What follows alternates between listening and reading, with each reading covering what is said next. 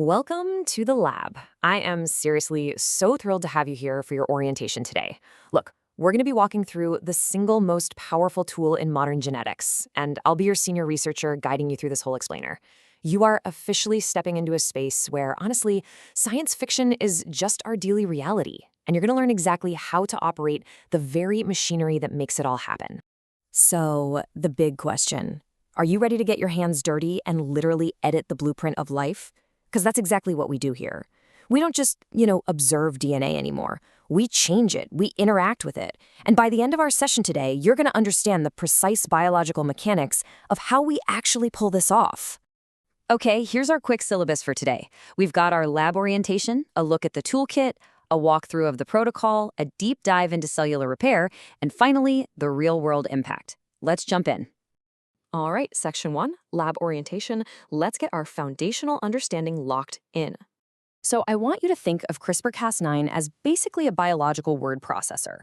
It's got a find and replace function, but for the genome. Keep that analogy in your head.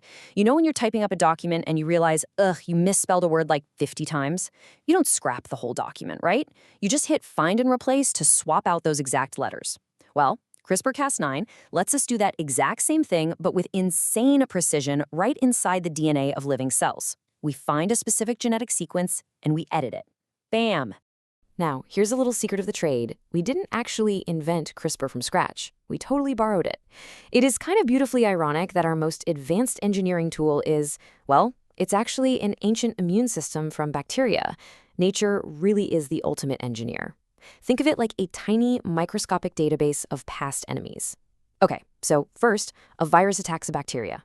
The bacteria survives and saves a little snippet of that viral DNA into its own genome, specifically into this region called CRISPR.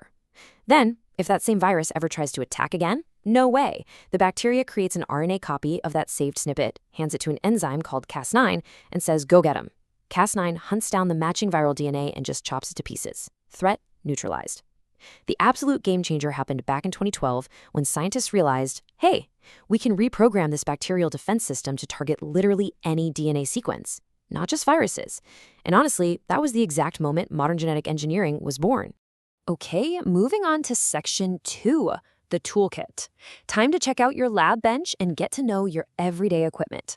You've basically got 2 main components you'll be working with every single day here, and they're a total package deal. First up is Cas9. Think of Cas9 as your molecular scissors. It's an enzyme that can physically cut right across both strands of the DNA double helix. But, scissors are pretty useless if you don't know where to cut, right? So that is where your second tool comes in, the guide RNA, or gRNA. This is your GPS. It's a short piece of pre-designed RNA that you are going to custom build to match the exact target DNA sequence you're going after. The GPS literally guides the scissors to the exact right spot in the genome. Now, you absolutely need to understand the rules of engagement for these scissors. We've got this built-in safety mechanism called the PAM sequence. That stands for Protospacer Adjacent Motif. Basically, it's a super short DNA sequence sitting right next to your target DNA. And here is the golden rule of this lab. No PAM, no cut, period. Cas9 can only bind and cut if that specific sequence is there. It's absolutely crucial because it stops Cas9 from just going rogue and chopping up random parts of the genome. Just a brilliant, built-in biological failsafe. All right, section 3, the protocol. You know your tools now, so let's walk through the actual standard operating procedure for a live run.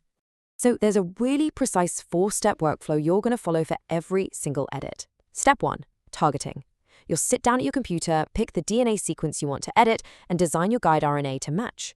Then you hitch that gRNA to your Cas9 enzyme, and boom, you've got your CRISPR-Cas9 complex. Step 2, binding. We introduce that complex into the cell, and it starts cruising along the DNA. It unzips the double helix, hunting for that perfect genetic match right next to a PAM sequence. Once it finds it, it locks in tight. Step 3, cutting. Now that it's securely in place, the Cas9 scissors deploy and make a clean cut right across both DNA strands, what we call a double-strand break. And finally, step 4, repairing. By making this cut, we've intentionally tripped the cell's natural damage alarms. The cell completely panics, realizes its DNA is broken, and immediately fires up its repair machinery. And that's where our active lab work pauses, and the cell takes over. Which brings us to section 4, cellular repair. Because once that cut is made, our direct job is done, and the cell's own cleanup crew gets to work. So this right here is the major fork in the road for cellular repair. Depending on what we're trying to achieve, we're going to steer the cell down one of two pathways. On the left, we've got non-homologous end joining, or NHEJ for short. Let's say you just want to completely disable a bad gene. If we make the cut and just leave the cell to its own devices, it kind of panics and hastily glues the ends back together. It's super messy, and it almost always introduces these little errors that break the gene, effectively turning it off. We call that a gene knockout. But check out the right side, homology-directed repair, or HDR. If your goal is to actually fix a gene or even insert a brand new one, you inject a custom DNA template right alongside your CRISPR tools.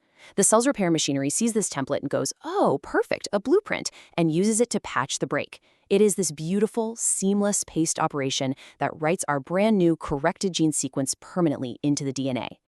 And finally, Section 5, Real-World Impact. Look, congrats on mastering the biological mechanics today. But before I set you loose at the bench, let's zoom out for a second to see why this whole shebang actually matters so much. What's your learning to do right here on this lab bench? It's literally reshaping humanity. I mean it. But using CRISPR, we are right now actively treating devastating genetic disorders like sickle cell disease, literally turning off the genes that cause those blood cells to deform. We are actually curing inherited eye diseases that used to guarantee blindness.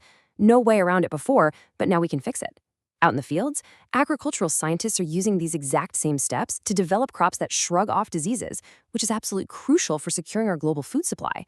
In biomedical research, we're figuring out how diseases work in ways that were straight up impossible just 10 years ago. And looking ahead, the very tools you're holding are laying the groundwork for wild new cancer therapies, like actually programming a patient's own immune cells to become these relentless cancer-hunting machines. It's mind-blowing. So, my friend, your orientation is complete. You know the history of this whole bacterial immune system thing.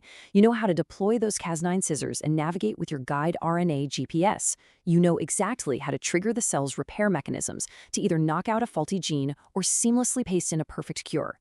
You literally have the most powerful biological tools in human history sitting right in front of you. So, what are you going to choose to edit or cure next? Welcome to the team. Let's get to work.